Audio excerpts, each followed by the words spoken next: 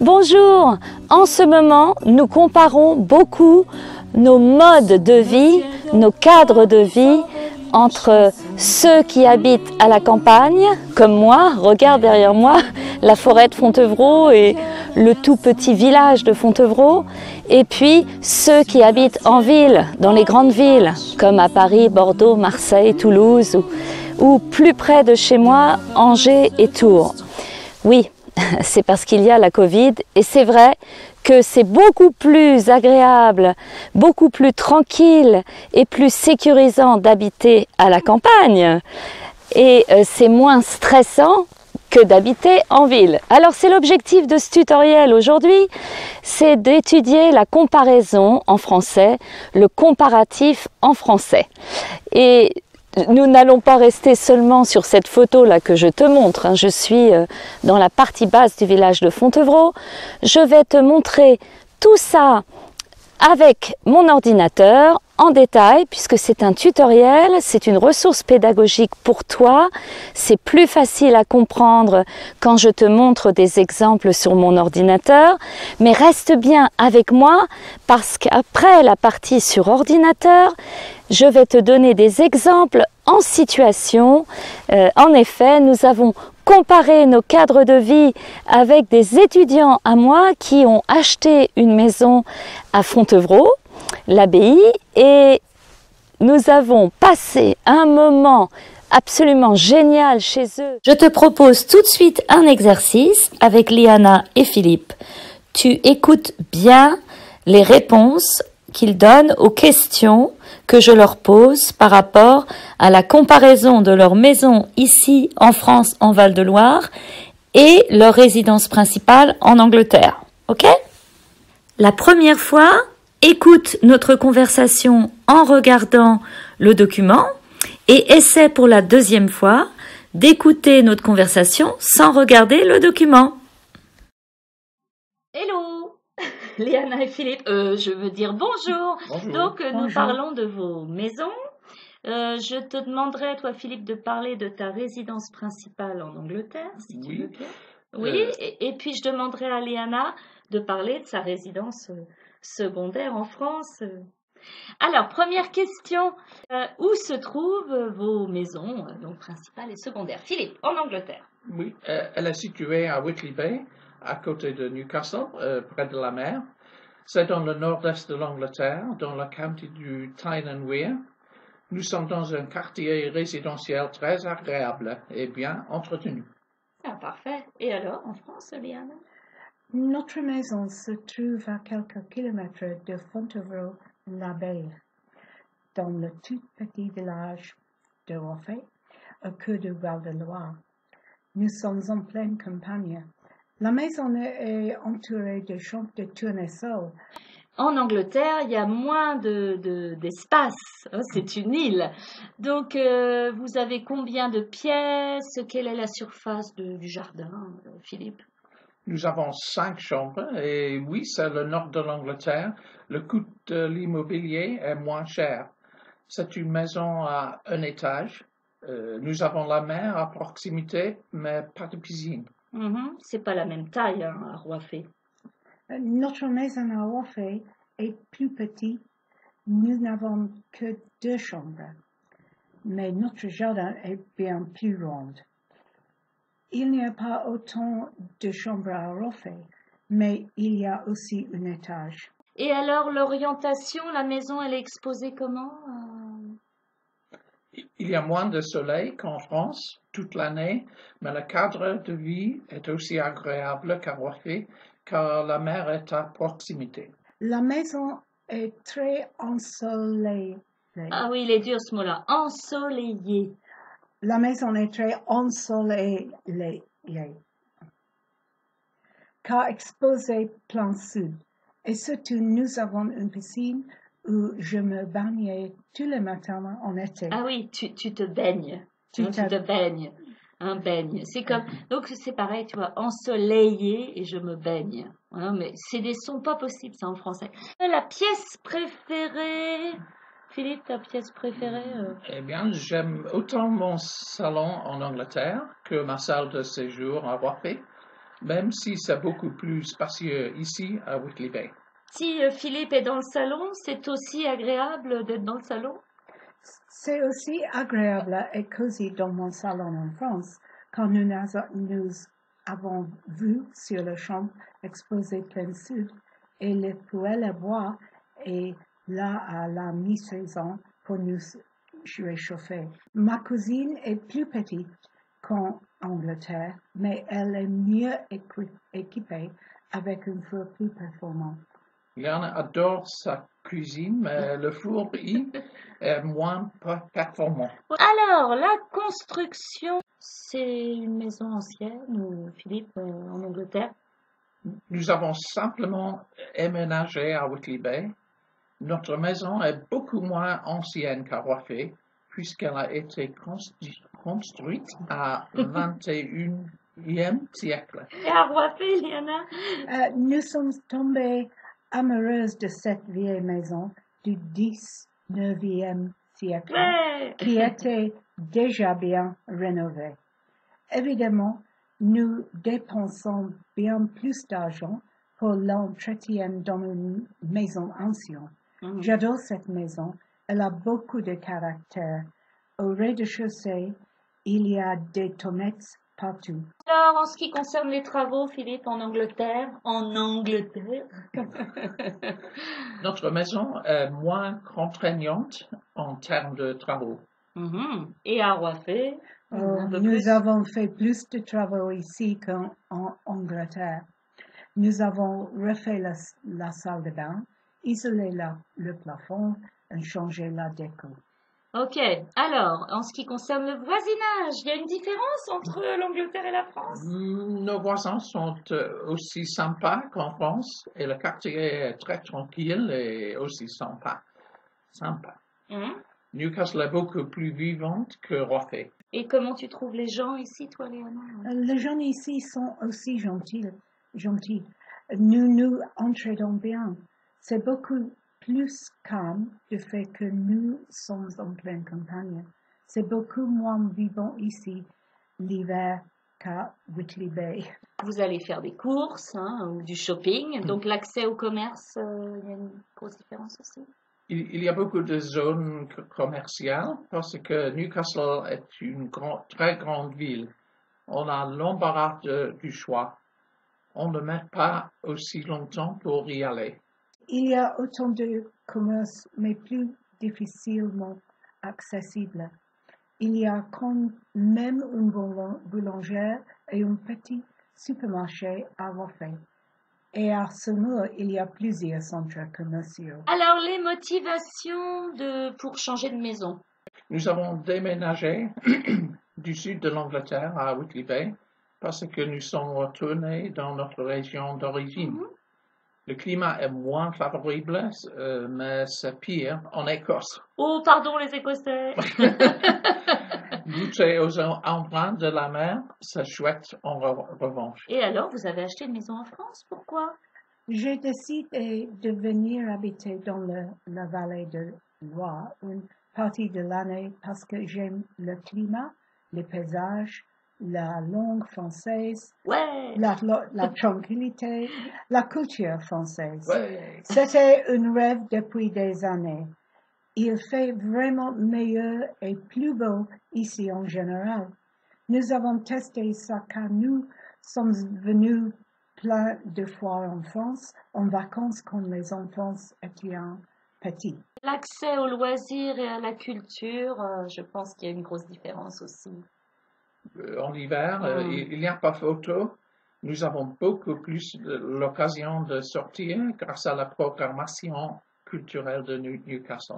On était à Roifay, en revanche, comme nous sommes au cœur de Val-de-Loire, à 2 pas du Saumuroise, il y a plein d'activités, de loisirs et de culture avec les animations.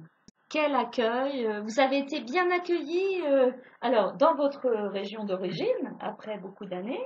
Oui, les gens du nord de l'Angleterre sont réputés pour être plus sympas que dans le sud. Mais moi, je trouve tout le monde aussi agréable. Et alors en France, comment sommes-nous, Liana? Dis-nous la vérité. Quand nous sommes venus venus en vacances pendant des années et ensuite, comme nous avons décidé de passer plusieurs mois en ici, nous avons été aussi bien accueillis à chaque fois. L'objectif de notre petite conversation impromptue, sans préparation et répétition, donc Ouais. bravo, bravo, bravo, c'est de travailler sur les comparaisons. Donc la comparaison du plus, du moins, la comparaison d'égalité. Je vais vous expliquer comment ça marche. Alors, on va tout de suite sur mon ordinateur et je t'explique le fonctionnement du comparatif avec plus, moins, aussi. Avec les adjectifs, vous aurez écouté l'interlude avec Liana et Philippe qui parlent de leur maison. Donc, Liana nous dit « Mon jardin à Roifé est plus grand qu'à Whitley Bay. » Et elle nous dit aussi par rapport à sa cuisine que son four est plus performant.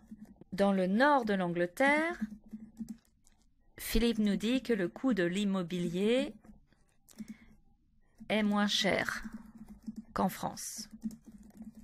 Et comparatif d'égalité, ils nous disent tous les deux que les voisins sont aussi sympas et le cadre de vie est aussi agréable. Donc, quand vous avez un adjectif régulier, vous utilisez plus, plus grand. Si l'adjectif commence par une consonne, on ne dit pas plus grand, on dit plus grand. Pour le comparatif d'infériorité, on utilise moins. Pour le comparatif d'égalité, on utilise aussi suivi de l'adjectif. Et toujours suivi de que. Qu'en France, qu'à Whitley Bay. Le comparatif de supériorité de bon, de l'adjectif bon et bonne, c'est meilleur. Philippe nous dit il fait meilleur en France. La qualité de vie pour le comparatif d'infériorité est moins bonne. Donc on prend bien l'adjectif, il faut faire attention si c'est féminin ou masculin. Et pour l'égalité, eh bien, Philippe et Liana nous disent que le cadre de vie est finalement aussi bon en Angleterre qu'en France.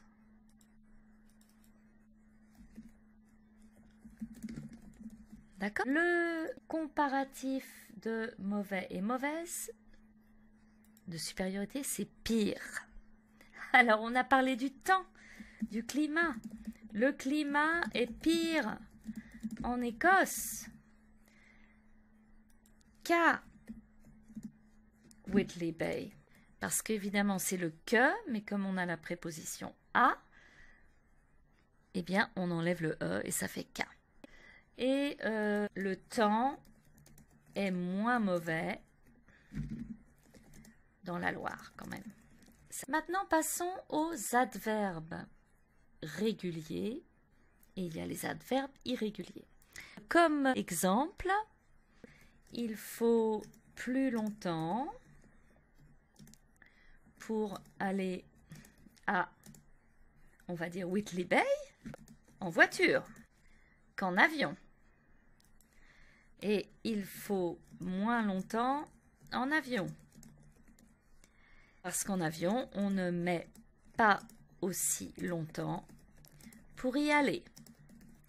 On a bien donc les comparatifs plus, moins, aussi utilisés avec l'adverbe longtemps. Passons à l'adverbe irrégulier, donc bien et mal. Donc le comparatif de supériorité, c'est mieux. Et Liana nous dit, ma cuisine est mieux équipée dans ma résidence secondaire parce qu'elle a un four plus performant. Et en revanche, Philippe nous dit que l'accès au commerce est moins bien en France. Ok ? Le jugement de valeur, le voisinage est aussi bien en France qu'en Angleterre. Le comparatif, on a déjà vu de mauvais mais là de l'adverbe mal c'est pire. Le climat c'est encore pire qu'avant. En Angleterre, la circulation est de pire en pire. On mange toujours aussi mal dans les fast-foods. Ensuite, avec les noms, il faut utiliser plus de et bien prononcer le S de plus. Moins de, autant de, toujours suivi de que. Ce que nous disent Liana et Philippe, c'est qu'ils dépensent plus d'argent pour l'entretien de leur maison en France, de notre maison ici, qu'en Angleterre. Et donc, il y a moins d'entretien pour leur maison qui est plus moderne à Whitley Bay, moins d'entretien en Angleterre. Mais bon, ça dépend des saisons. Quelquefois, il y a autant d'entretien.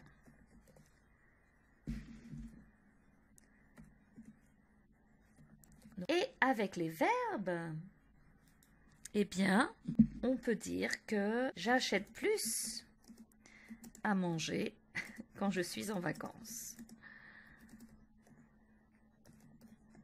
Nous consommons moins en général en été. Là, on a bien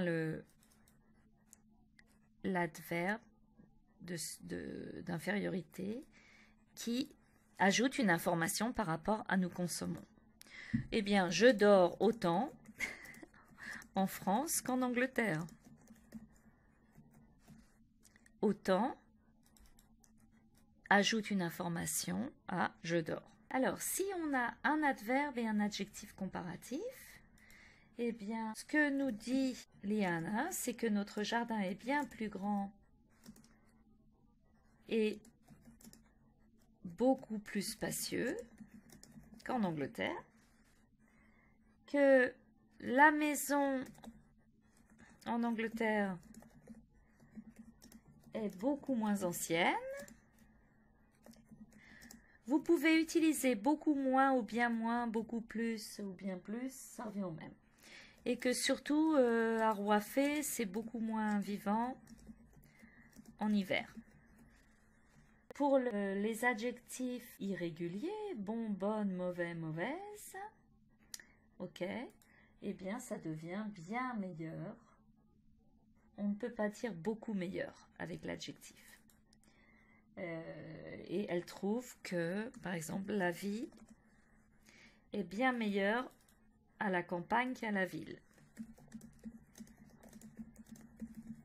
Pour certains.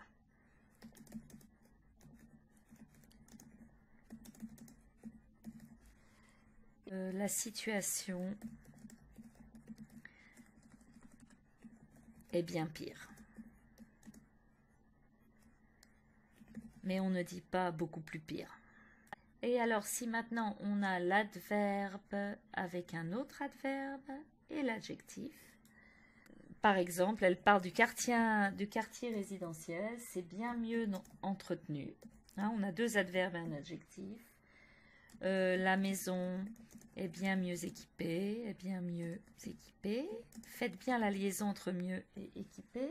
Si vous comparez un restaurant, bah par exemple, ce restaurant où vous alliez avant, ce restaurant est beaucoup moins bien qu'avant. Et donc, avec mal, eh bien, par exemple, en France, ça c'est vrai, c'est beaucoup plus mal ou bien plus mal desservi en France au niveau des taxis. Je suis sûre que vous serez d'accord. Et en plus, c'est beaucoup plus cher.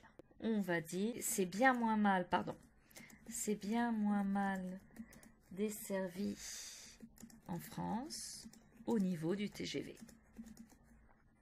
Essayez de trouver des phrases que vous allez utiliser quand vous parlez avec vos amis pour comparer les situations. Oui, moi je peux vous dire qu'à Fontevraud, je dors beaucoup mieux ou bien mieux en pleine campagne que dans une ville. Maintenant, je ne supporte plus la ville. Et je mange beaucoup moins bien quand je suis en vacances parce que je me laisse tenter.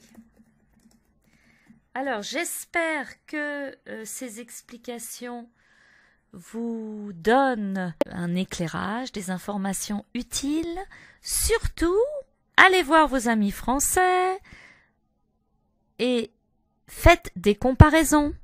Parlez de leur maison, de votre cadre de vie, de leur cadre de vie, de vos équipements dans la maison, comme on a vu la situation géographique, le climat.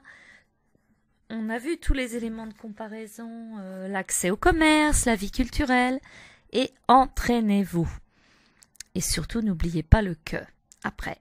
Voilà, c'était tout. Si tu ne me connais pas encore, je mets mon expertise à ton service avec mon école de langue Parfum de France Language School, pour t'accompagner, pour t'aider, pour t'apprendre à parler français couramment un jour.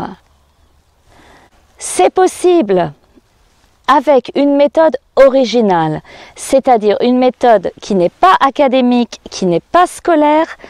En fait, c'est une méthode basée sur la communication thématique. Et là, aujourd'hui, nous allons comparer nos modes de vie, nos cadres de vie. Donc, c'était un thème que tout le monde adore. Parler de nos maisons, de nos cadres de vie, de notre voisinage, ça, c'est génial. Et évidemment, avec de la convivialité. Ce ne sont pas des exercices secs, avec des phrases que tu ne vas jamais utiliser en France, parce que tu viens certainement en vacances en France, tu as peut-être déjà une maison en France, et quand tu vas rencontrer tes voisins, tes connaissances ou amis français, eh bien vous allez nécessairement comparer ta vie comme elle était en Angleterre, au Canada ou en Australie, et ta vie maintenant en France, pour l'année ou pour seulement les vacances que tu viens passer ici. N'oublie pas de regarder le lien sous cette vidéo, les liens, puisque je t'offre une ressource pédagogique gratuite, et je t'invite aussi à découvrir l'aventure linguistique et humaine originale que nous avons co-construite avec mes étudiants étrangers qui habitent dans le Val-de-Loire et qui s'appelle Flair pour apprendre à parler français couramment. Je mets aussi dans le lien sous cette vidéo une présentation de cette aventure, de ce programme en 12 épisodes, et un des épisodes, c'est justement un épisode complet sur la comparaison de nos cadres de vie. Alors il y a toujours 3 à 5 vidéos par épisode et beaucoup d'autres bonus et beaucoup d'activités. Pourquoi ne pas découvrir cette approche qui demanderait 12 mois de ton temps? Et qu'est-ce que c'est que 12 mois quand on apprend une langue et que l'on veut mieux parler cette langue? C'est dans le lien ci-dessous. En tout cas, je poste régulièrement des vidéos. J'espère que tu aimes les sujets traités. Tu me le dis dans les commentaires. Et n'oublie pas de liker, partager avec les amis qui eux aussi apprennent le français.